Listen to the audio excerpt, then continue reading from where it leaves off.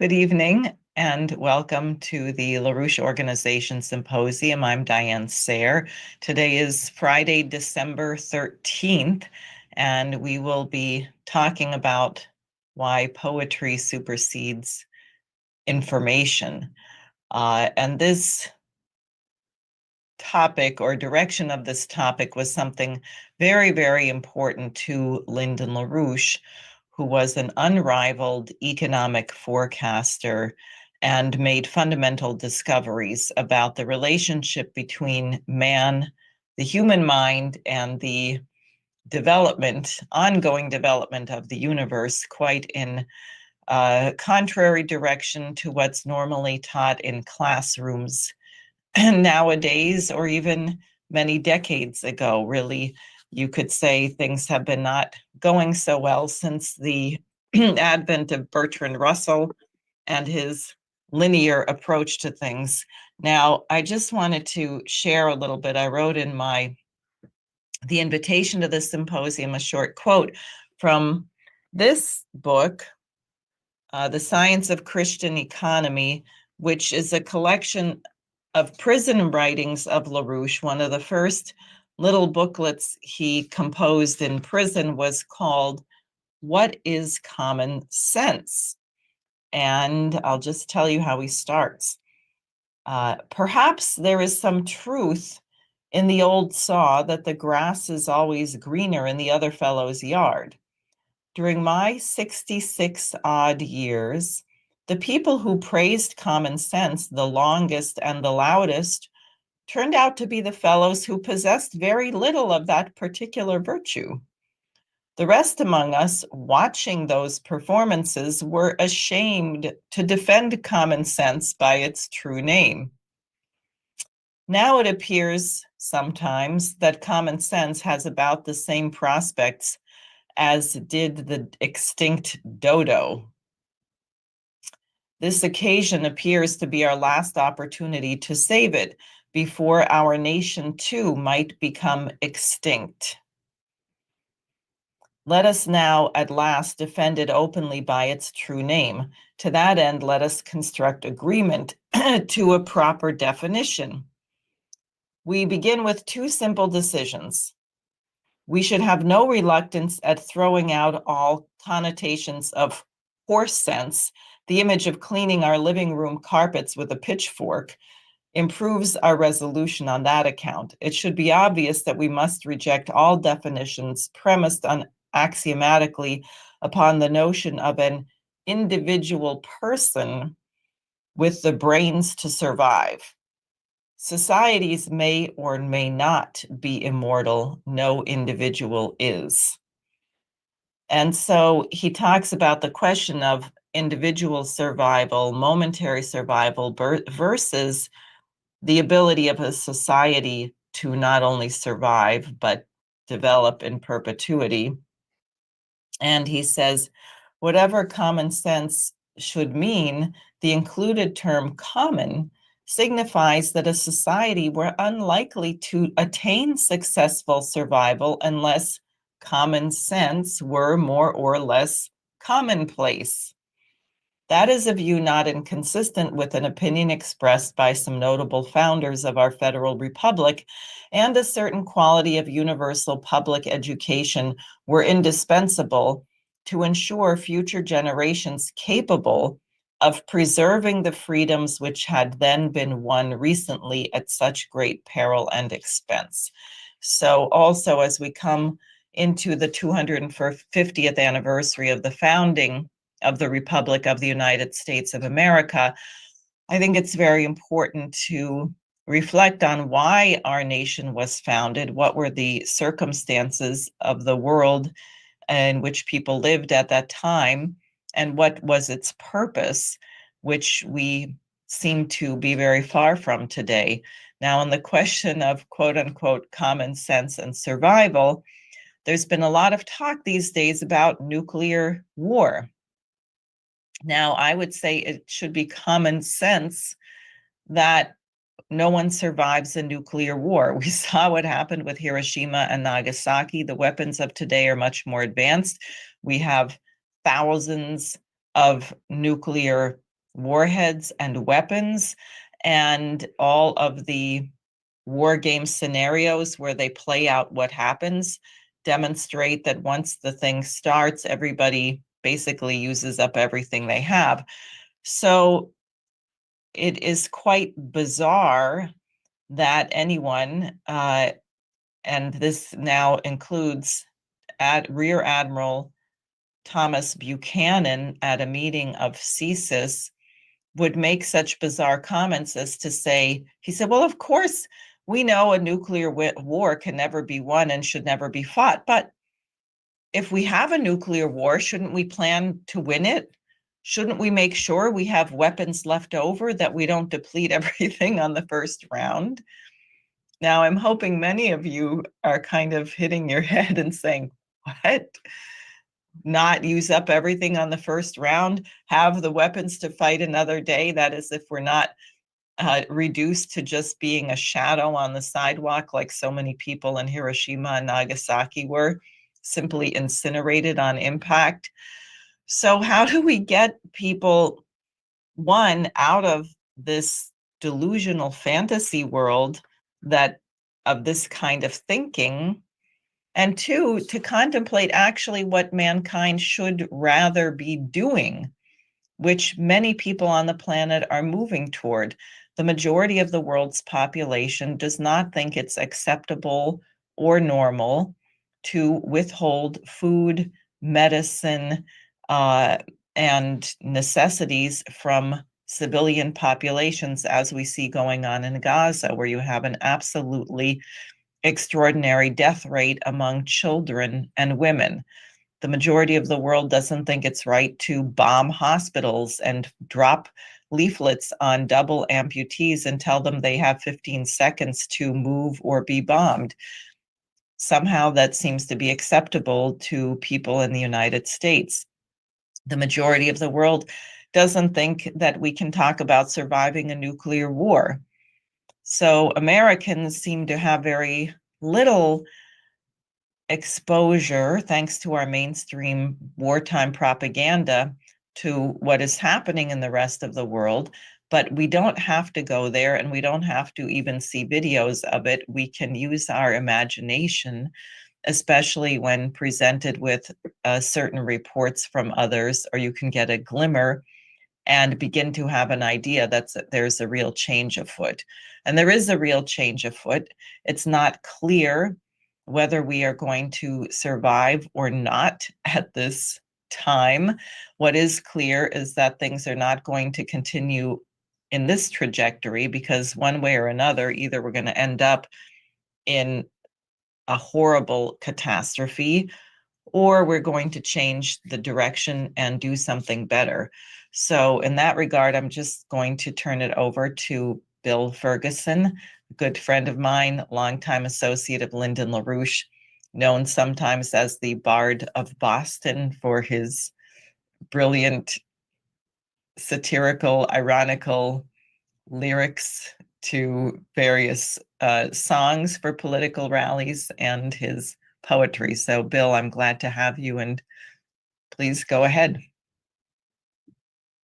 Can you hear me? Yep. Okay. In I believe it was 1983, Lynn wrote a paper called The Science of the Human Mind. And I recall the very last sentence of that paper where he says that truth only exists in the form of polemics against evil and falsehood. And if you look at LaRouche's work, his whole life is like a continuous war against information theory, systems analysis, empiricism, logical formalism, limits to growth, environmentalism, Malthusianism, and dozens of other isms that are just anti-human. There was a excerpt that of a speech LaRouche gave in '98, where he addresses the issue of human creativity that was part of the third panel from the conference on Sunday. Do we have that clip ready? Can we play that now? the Greek classical art, unlike the archaic art, archaic Greek or archaic Egyptian, forces you to see an in-betweenness. For example, take the case in modern, a relatively modern classical art. Leonardo da Vinci did a famous painting, the Virgin of the Grotto, in which there are two sources of light depicted in the painting. One is the light of the sun, is another light equally strong. And therefore, in understanding this, when you look at this painting, the mind is forced to say, how do I reconcile what Leonardo did? It's like a world of two suns. One light, the sun, another light. And the two lights are defined in a very ingenious way. You find the same thing with Raphael Sanzio in the Vatican apartment, where he painted these famous frescoes. And you find that you have to stand in two positions to see the frescoes. You see one thing when you stand close to it at a certain distance, and you go another discrete distance away from it to see the thing as a whole. You see a different picture. The mind must put these two contradictory images together. You see the same thing in the museum with the so-called transfiguration of Raphael Sanzio.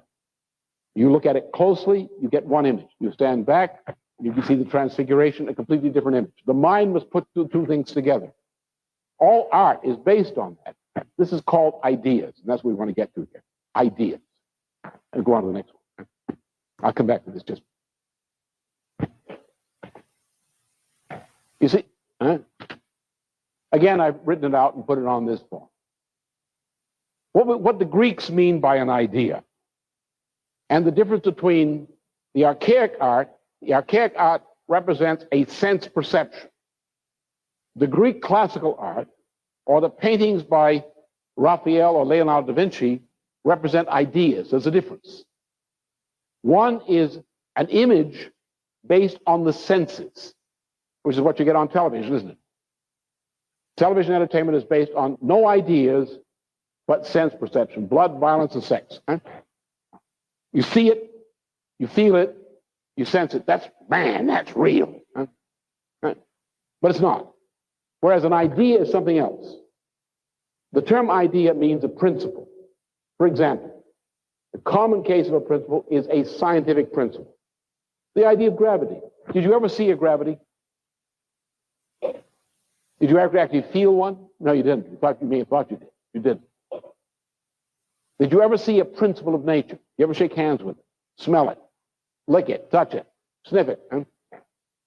No, you didn't. But these are ideas, and they are valid, and they tell us something. They tell us the principles control the universe. Something you can't smell, you can't see, you can't touch, you can't lick it, you can't taste it, and yet it controls the universe. It's called a principle. It's called an idea.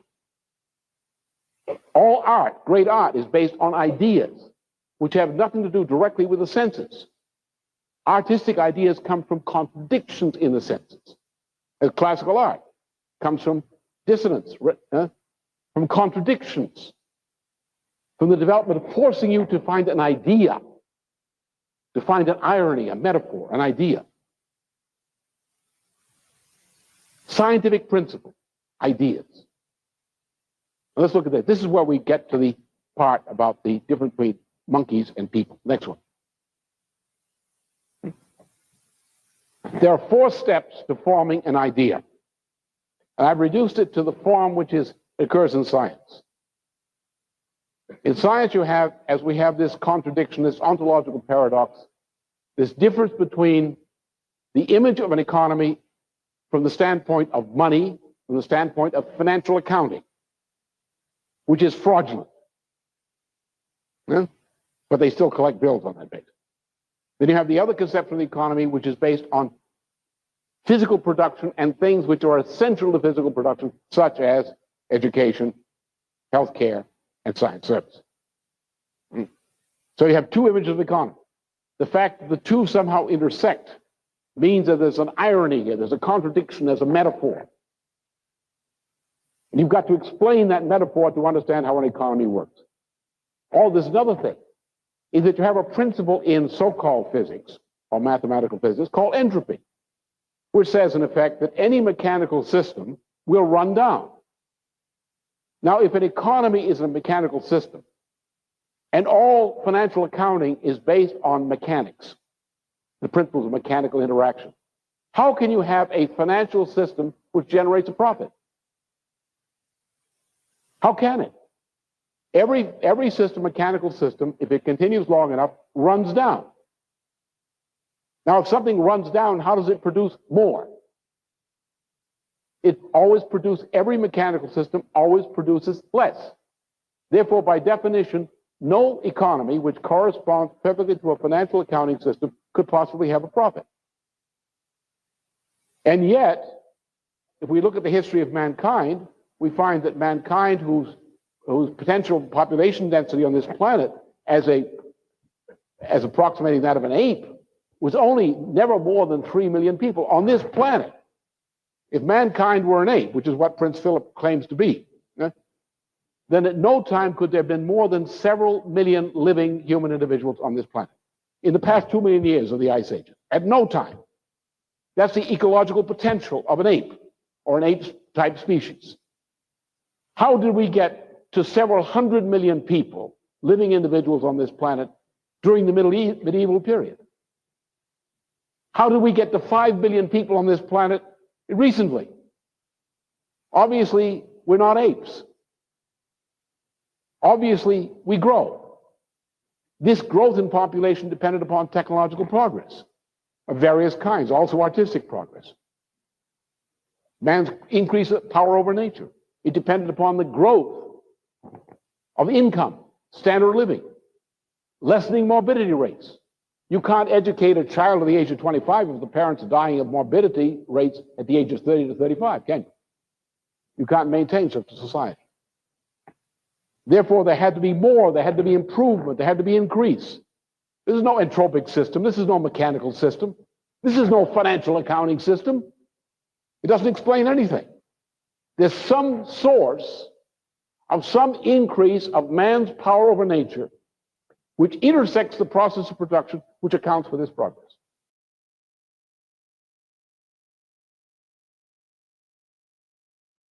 So in honor of this principle that he's identifying, which is the essence of economics, which is the principle of the generation of new ideas that increase man's power over nature, I would like to recite a poem by Friedrich Schiller, an English translation, entitled Hope. People discuss it and dream on end of better days that are coming. After a golden and prosperous end, they are seen chasing and running. The world grows old and grows young in turn, yet doth man for betterment hope etern. 'Tis hope that guides him into life. Round the frolicsome youth doth it flutter. The youth is allured by its magic rife. It is not interred with the elder. Though he ends in the coffin his weary lope, yet upon that coffin he plants his hope. It is no empty fawning deceit begot in the brain of a jester. Proclaimed aloud in the heart it is. We were born for that which is better. And what the innermost voice conveys, the hoping spirit ne'er that betrays. Betterment, hope. I see that as correlating with this idea of mankind increasing potential relative population density, as LaRouche put it, as he developed in his Science of Economics. Now, can we go to slide number 1?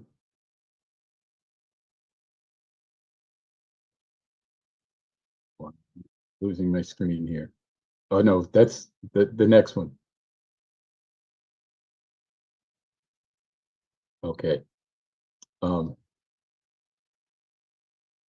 don't know if you could see it very well, but when LaRouche was speaking, there was a chart up with this title that I basically reproduced the chart for this discussion. And I want to go through it because he kind of went through this rather quickly. Sense perception versus ideas. Anything which can be described as a fact experienced by means of the senses is not an idea. Ideas are principles of nature whose validity is proven by those methods which are typified by a successful scientific demonstration of an efficient physical principle. There are two classes of such ideas. The first are ideas corresponding to validated principles of physical science. The second are ideas corresponding to a proven principle of cognition. Could you go to the next slide, number 3? All right, and you heard him say, this is where we get to the part about the difference between monkeys and people. He basically has an outline of the creative process, which is also the process of metaphor. Step number 1, pose an ontological paradox. In other words, present two things that could stand as quote unquote facts, things that are true about the universe, but they contradict one another. And he says this is representable. You can state it in terms of language. Step 2, discover a validatable solution. You can't have contradictions in reality. If there's an actual, as he said, an idea is not a object of the senses. An idea is a principle that governs the universe. So it's beyond, above the senses. Now, the scientists that can create a new idea that resolves the contradiction, that increases mankind's power over nature. But that process cannot be represented in language. The idea, when he comes to the solution, it's in his head, but he can't put it in your head. He has to use ideas that you're already familiar with to get you to reconstruct that idea in your head. So that's what goes on in step number 2 is to discover the solution, which is not representable. It's inside of the discoverer. Now, step 3 is where you use the powers of metaphor, irony, contradiction to cause your audience, cause your fellow scientists, cause your fellow citizen to reconstruct the idea in their own minds. And then step number 4, you design a proof of principle experiment to show that it is an actual valid discovery that increases power over nature. Now, step number 2, that's what I want to focus on, because that's the uniquely human aspect. Well, that's what's uniquely human, period. And that's the driver of economy. Economy is the generation of these, the substance of economy is the generation, transmission, and assimilation of these new ideas. Now, let's back up to poetry. And when I speak of poetry, I'm going to put it forward as not just the use of meter and rhyme and language, but to symbolize this, to represent this principle of art in general, this principle of, as he put it, contradiction, paradox, irony. You could also say the principle of the Socratic dialogue. Socrates and Plato, they were the masters of poetry in the deepest sense. Now, Shelley, in Shelley's A Defense of Poetry, he describes poetry as addressing the powers of imagination rather than the powers of the understanding or the rational mind. And this is a very important when we're talking about discovery. I'll read a quote from another famous musician named Albert Einstein. He said in one context, Imagination is more important than knowledge. Knowledge is limited to all we know and understand. Imagination encircles the world. Now, just one other thing about this, or a couple of things about this defensive poetry of Percy Shelley. LaRouche identifies it as having a profound impact on him as an adolescent. That document, A Defense of Poetry, spoke to his soul. Now, let's go to slide number 3. An example of this process of metaphor, irony, contradiction in science that LaRouche emphasized is Nicholas of Cusa's treatment of Archimedes' quadrature of the circle. Quadrature meaning squaring the circle. Can you construct a square that has an area equal to the area of a circle? And the basic method is to circumscribe the circle with polygons and then inscribe a corresponding polygon inside the circle. And then if you add more sides to the inscribed and circumscribed polygons, the area of the circumscribed polygon gets smaller and smaller to the limit of the circle area, and the one inside gets bigger and bigger to the limit of the circle. And therefore you can get a very close approximation to the area of the circle. Please go to slide 4. In Cusa's treatment, however, he uses a discussion of this process to illustrate a completely new idea. You see, you have this square inside of the circle, and it's labeled that the circle represents truth and the square represents intellect. A polygon of 2 to the second power sides, 4 sides. Obviously, there's a big gap between the intellect there as represented and the truth. Go to the next slide. So the first polygon we had was 2 to the second power, or 4.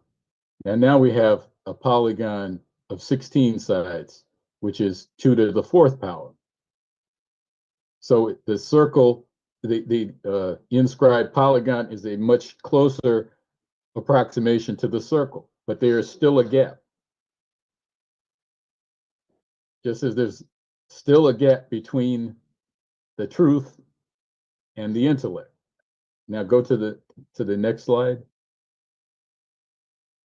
This may be hard to see, but this is a representation focusing in on one side of a polygon. Remember, the other polygon, the first polygon was 4 sides.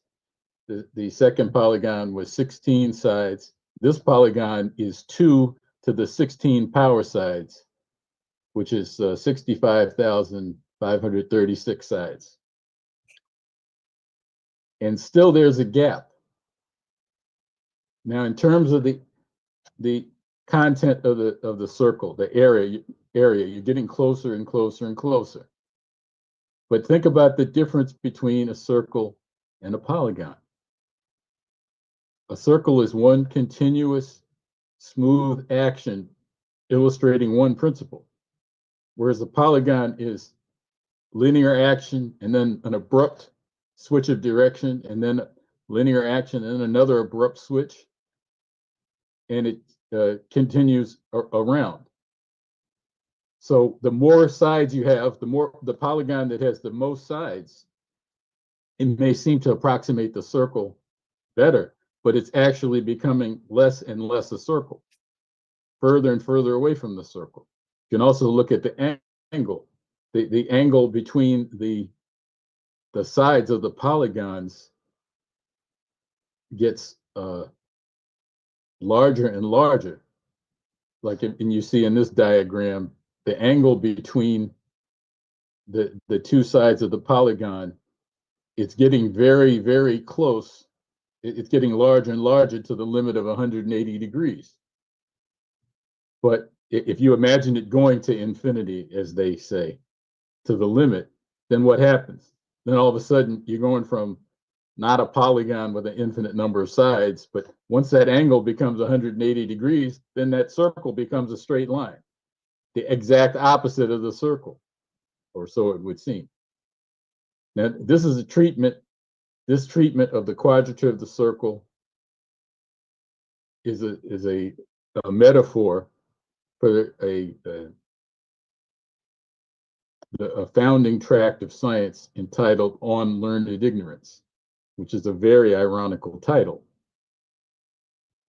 And I would say that it's addressing the powers of the imagination, as opposed to what we would call, or what could be called, the intellect or the rational faculty, the reasoning that we associate with logic, or logical deduction from assumed axioms and postulates, like what's in a textbook, things that our experiences told us to be true, and then we reason from them to conclude further truths and make predictions of what we'll see.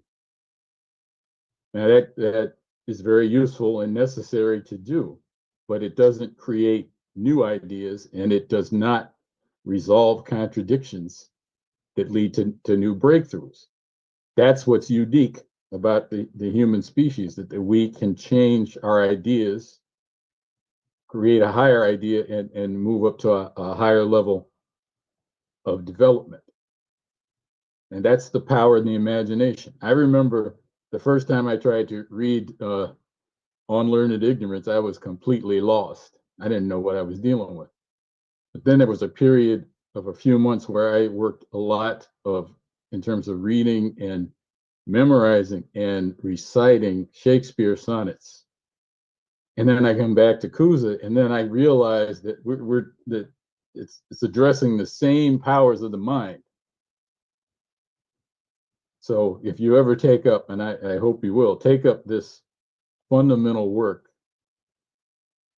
of the founding of science, On Learned Ignorance, keep that in mind. Now, can we go to the next slide? Let's see, slide number 7. Okay. Now, this is a chart representing the process of black body radiation.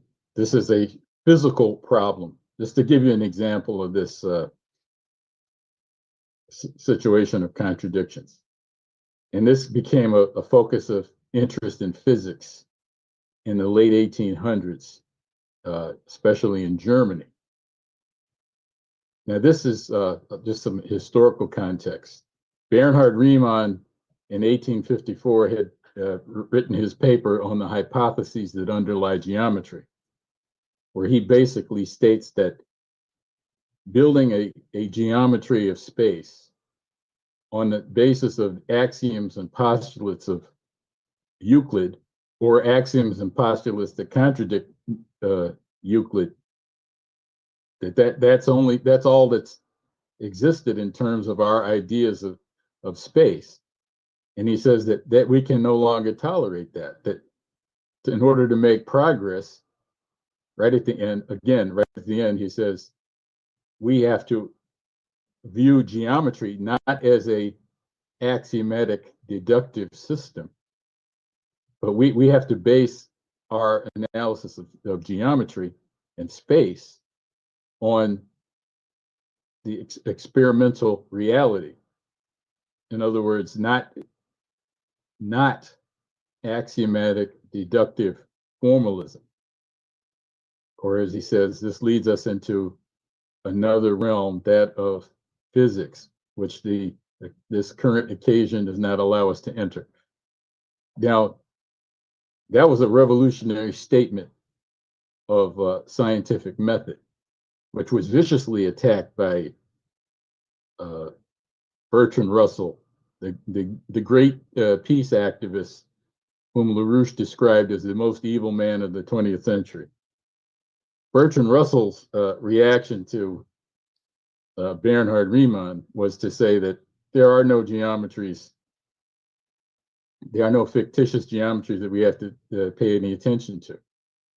And he embarked on a program, and this is along with David Hilbert and others, to reduce science to mathematics, to try to completely formalize and reduce all truths of physics into the form of mathematics, and to further reduce mathematics to logic.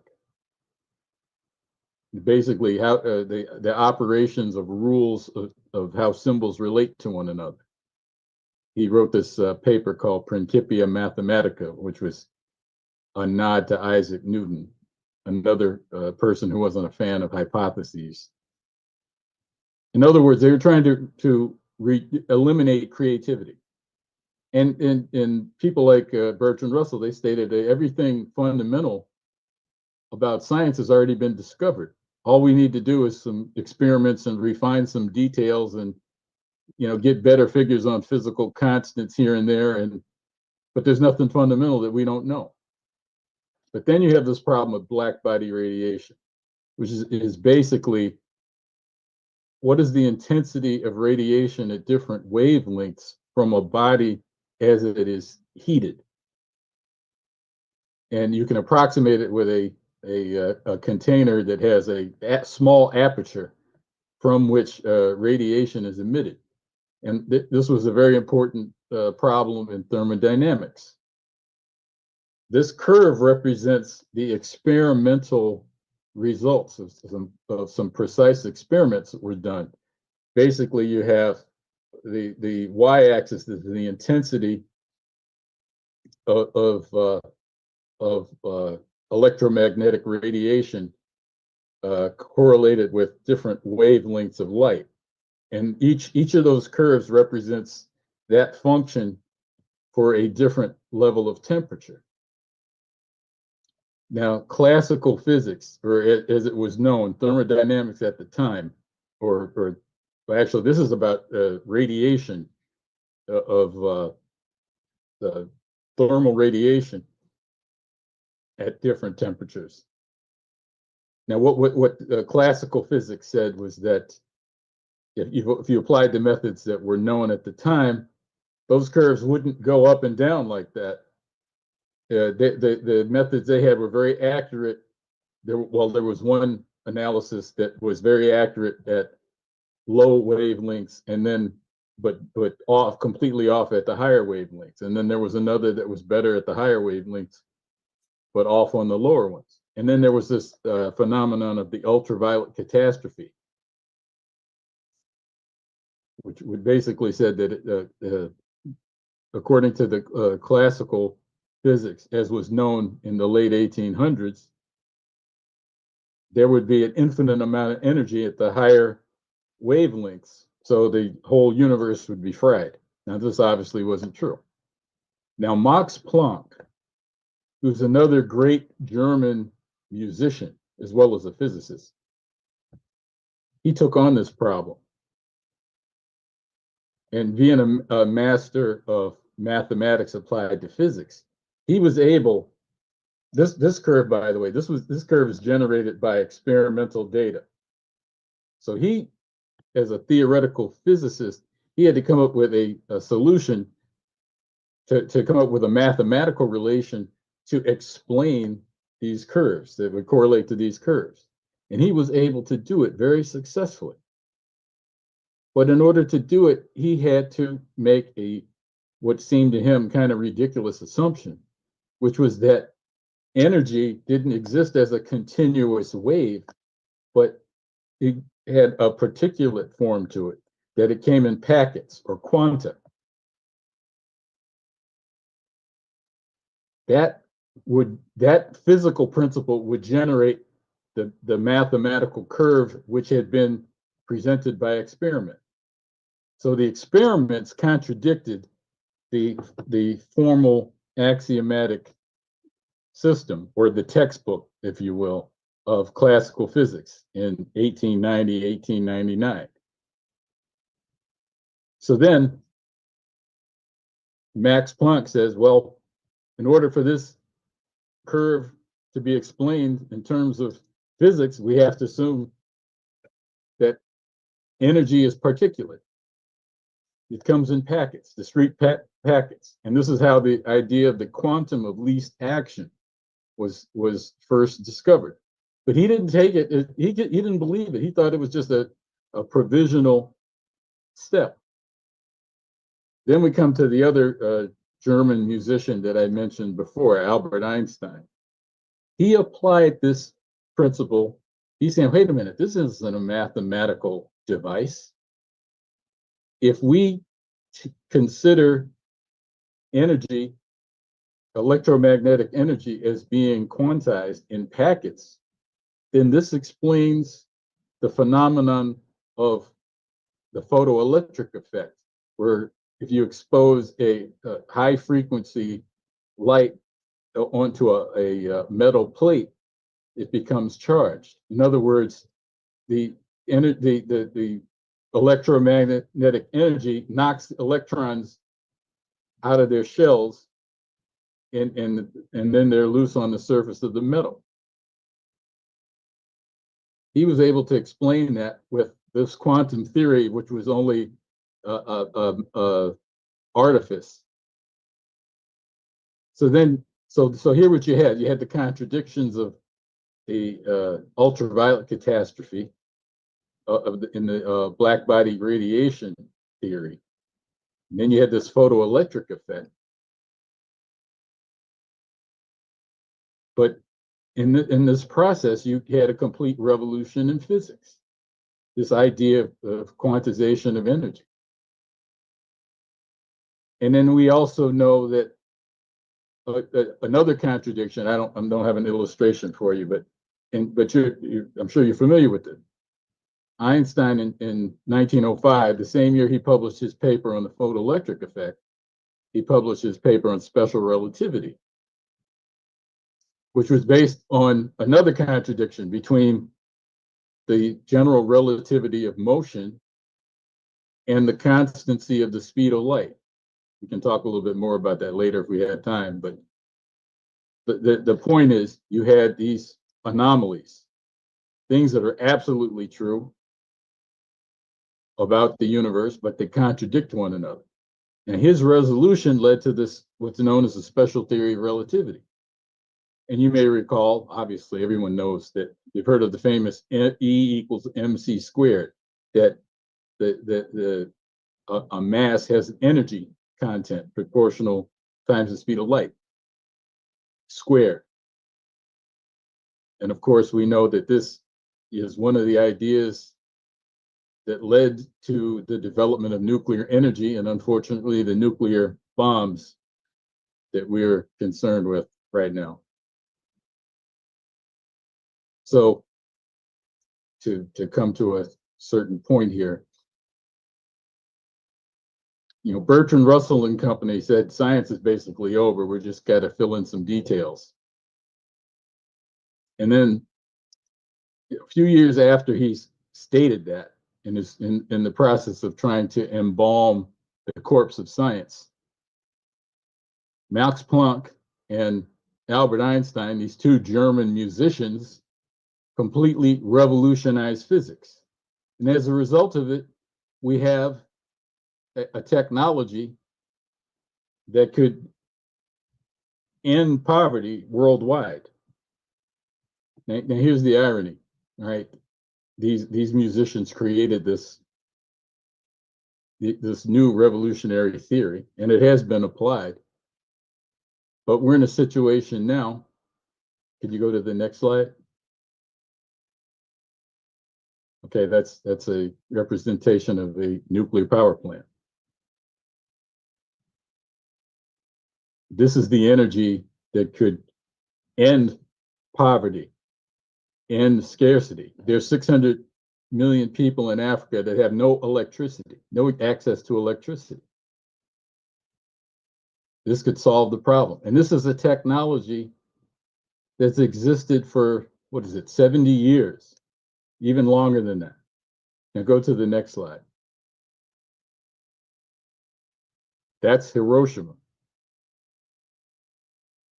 That's another application of this nuclear technology. So hearkening back to the issue of, which way are we going to go? I'm going to read this quote. Well, I'm not going to read it. This quote from Julius Caesar. That's the slide number 0, Dave, if you want to go back to it. There is a tide in the affairs of men which, taken at the flood, leads on to fortune. Omitted, all the voyage of their life is bound in shallows and in miseries. On such a full sea are we now afloat. And we must take the current when it serves, or lose our ventures. We're definitely at that point right now. And we have to make a decision. Could you go back to the slide of the power plant? We have to make a decision. If we go with the 10 principles of a new security and development architecture, then we can have that slide. If we don't adopt that perspective, we're going to get the next slide.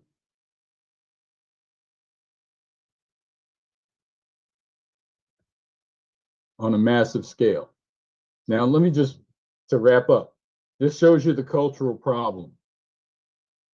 Since the breakthroughs of Einstein and Planck and the applications and all the development that's occurred since then, where do we stand now? The United States has 5,044 nuclear warheads. Each one of them can kill tens of thousands or even millions of people. We only have 93 nuclear reactors generating electricity.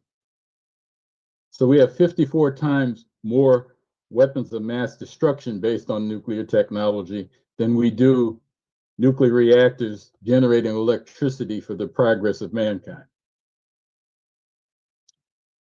I think this makes a point about the issue of successful survival, as Diane was speaking of. So let's take the current while it serves. Thank you.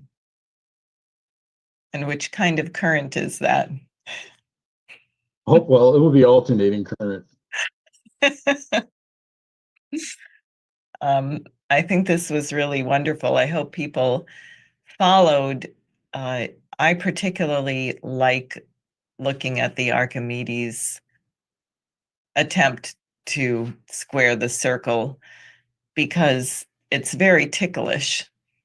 And in other words, somehow if you remain in these lines, these just adding angles, adding lines, you can never you just can't get there. And so the circle is a new idea coming from somewhere else, although the circle can order the principle of your lines. And I say that because Helga made a point yesterday, I guess, in her webcast about, or no, this morning in the International Peace Coalition call about what Putin has done with the Orezhnik missile, which travels at Mach 10 or higher. I was looking at a report today that said at the point that it struck the target, it was at Mach maybe 11.8 or something, 4 kilometers per second. Enormous speed. And Putin made the point that this missile transcends the need for nuclear weapons. That what he's done by encouraging the development of this technology is of in the same species as what Lyndon LaRouche was working on with the laser defense. That is, if you take a linear kind of thinking, like the arm wrestling approach or something, then the more strength, the more brute force you have, you win. And you just keep adding more and more and more and more force. And of course, there's certain boundary conditions where it doesn't work anymore, but that's sort of a bad infinity well, you kill 50 of our people, we're going to kill 60 of your people, and then you kill 70, then we kill 8. There is no victory. That kind of game ends with everyone dying, like a nuclear war. But if you come up with a technology, this missile goes so fast that no one has the technology to be able to stop it from hitting its target, which changes the entire configuration on the question of deterrence. And it actually is a major game changer. And we seem here in our Neanderthalic way of thinking to have gotten very far behind in some of these advances. But what are your thoughts on this? And maybe you can explain it better than I just did, but I think this is really fascinating and very optimistic, actually. Well, I have the image of a elementary school teacher separating two boys fighting. Use your words.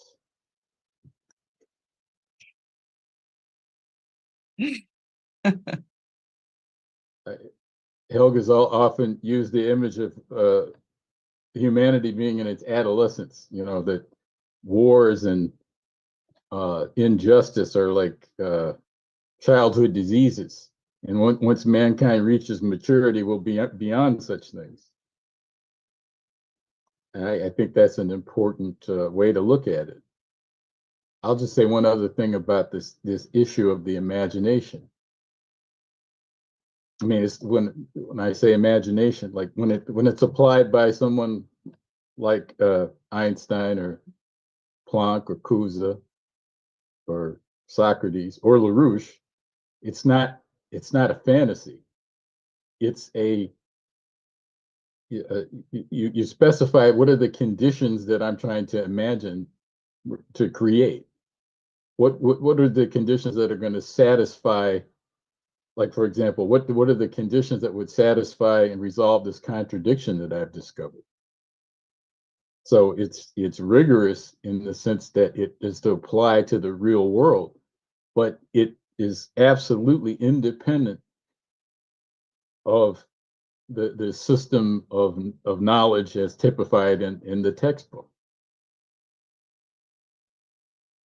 We've definitely taken a wrong turn in culture. I mean, it's happened, well, especially in Western civilization. I mean, if you think about the country that created the Florentine Renaissance, the country that created the Beethoven, Mozart, Schiller, the country of the École Polytechnique of Joan of Arc, the first nation state, they all went fascist in the 20th century and almost brought the world to complete destruction.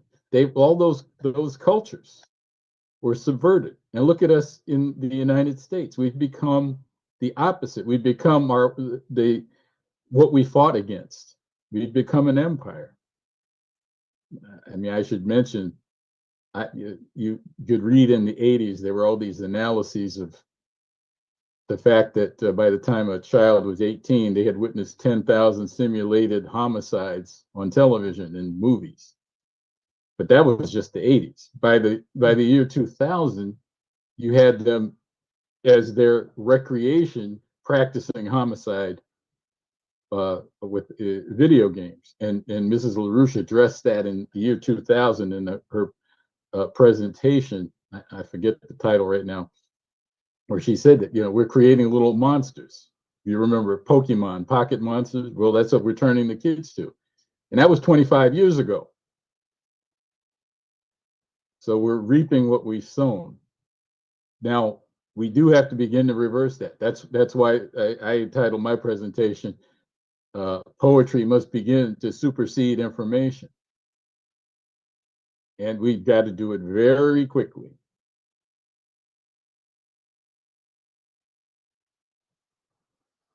I agree.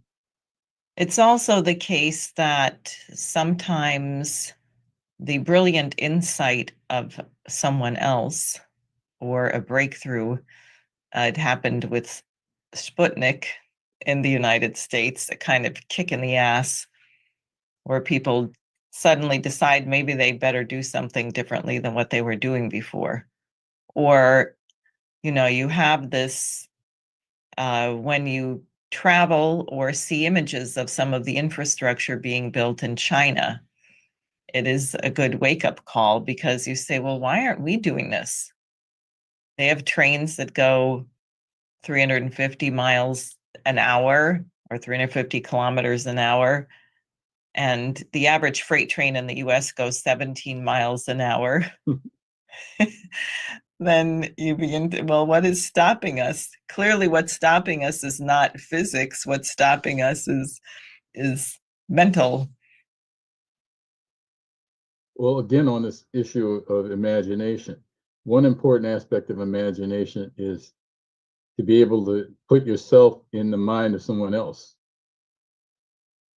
True empathy, recognizing the humanity in every person, every single person. An actual human economy would be based on the idea that the priority of the economy, it wouldn't be like in the economics textbooks I've read. It's not about Adam Smith. It's not about buying cheap and selling dear. It's not about pursuing the seeking of pleasure and the avoiding of pain, but it's actually about fostering the powers of human creativity in every person, to enable every child to have the opportunity, all the physical material needs satisfied, so that they can focus their youth on developing their human capabilities, whether it is in music or art or in science or some other noble, worthwhile pursuit. And so many people are denied that. And I think it goes directly into this cultural question. Why do we, what's happened to our empathy? And we need to get back to that. I mean, how can we tolerate what we see coming from Gaza? We have to. Well, it has to be addressed, and I think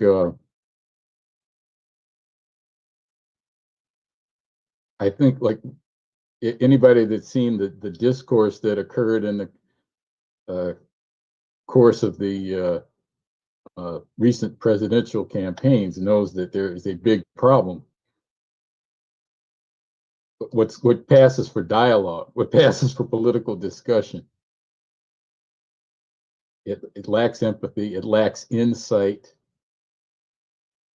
That's why I think it's so important that we that the Schiller Institute published the development drive, means no war, no migration, that there's a future. It satisfies the conditions that, like LaRouche saw the situation we were talking about, the confrontation between the United States, Soviet Union with nuclear weapons, a solution that deals with the weapons, but it also deals with the necessity for rapid economic development and creating the material conditions for progress of all humanity. If that had been implemented in the 1980s, we would not be in this mess. But he didn't stop with that. The Oasis Plan, same thing. The shared economic benefit of your children and grandchildren has to be the priority for the Israelis and the Palestinians. Otherwise, there's no future. Just like, and then if we look at the confrontation between the Western countries, the NATO countries, and say the BRICS countries. I mean, there's no reason for that. It's not reason.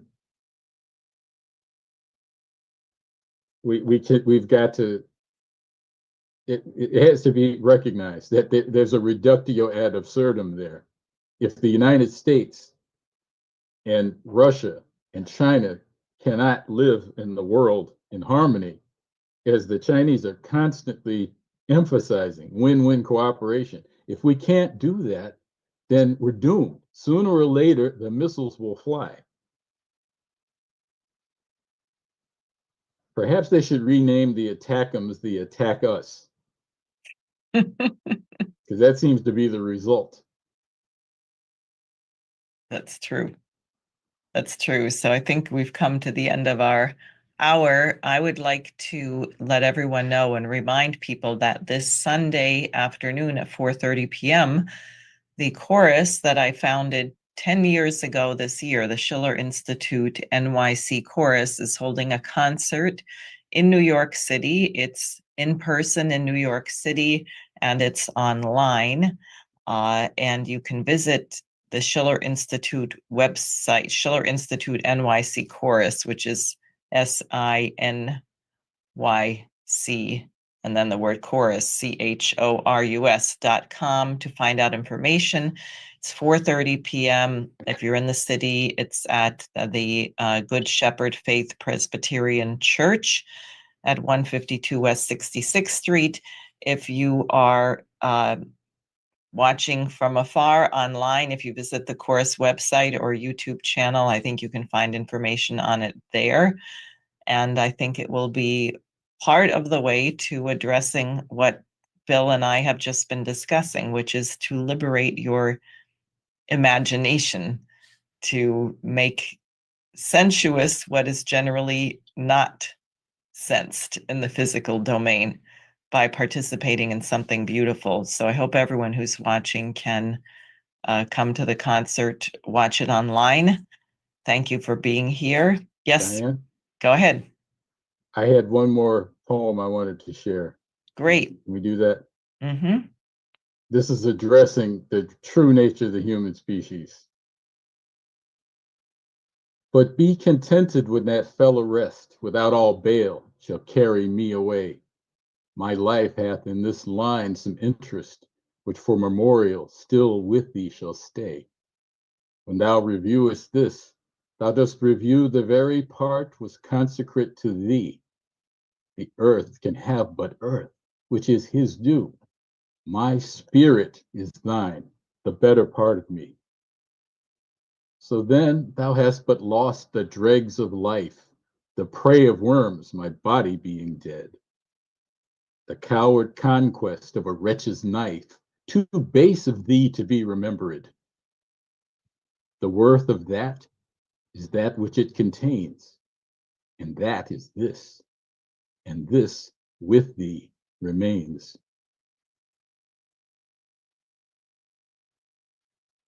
Great.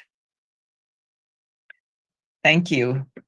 So with that, I think we shall conclude, and we'll see you next week. Thanks. Bye-bye. Bye.